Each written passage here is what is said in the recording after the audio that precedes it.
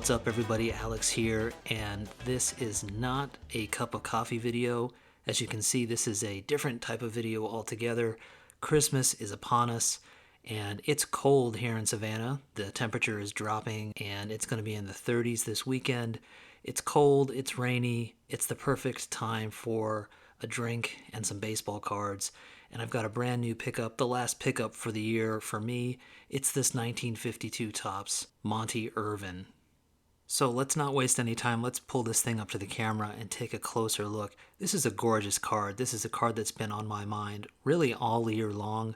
I've mentioned it a handful of times in the live streams, and it's great that it turns out to be the last card for me to find at the end of the year. For my money, I think this might be Monte Irvin's best looking card. I say that with the 1953 Bowman card sitting right next to it, and I love that card. And I know Monte Irvin has a lot of great looking cards, including his rookie, but I feel like this one might be my favorite. There's just something about it, the color, the expression on his face, just everything about it is just fantastic.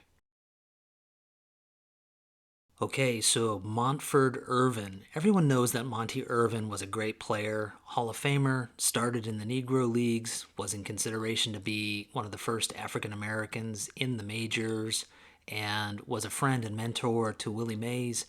I mean, the list goes on. But here's the thing. Irvin's is a career that's pretty evenly split between the Negro Leagues and the majors. Irvin spent 10 years in the Negro Leagues and 8 years in the major leagues.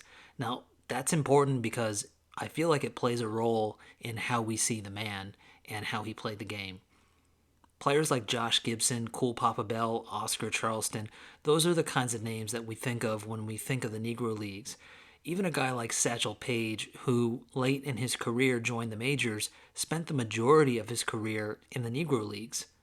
Willie Mays, Jackie Robinson, Roy Campanella, all of those guys had some time in the Negro Leagues for sure, but they spent enough time in the majors to become legends in that league.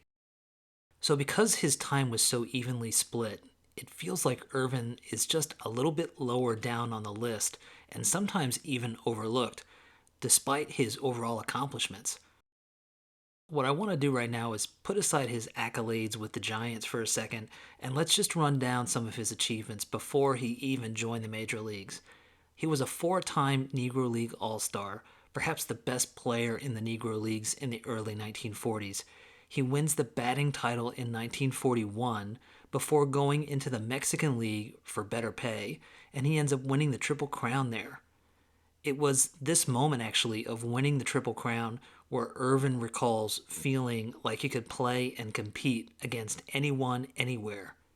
He then serves in World War II and then returns to the Newark Eagles and the Negro Leagues, promptly winning the batting title again, as well as the World Series title in 1946.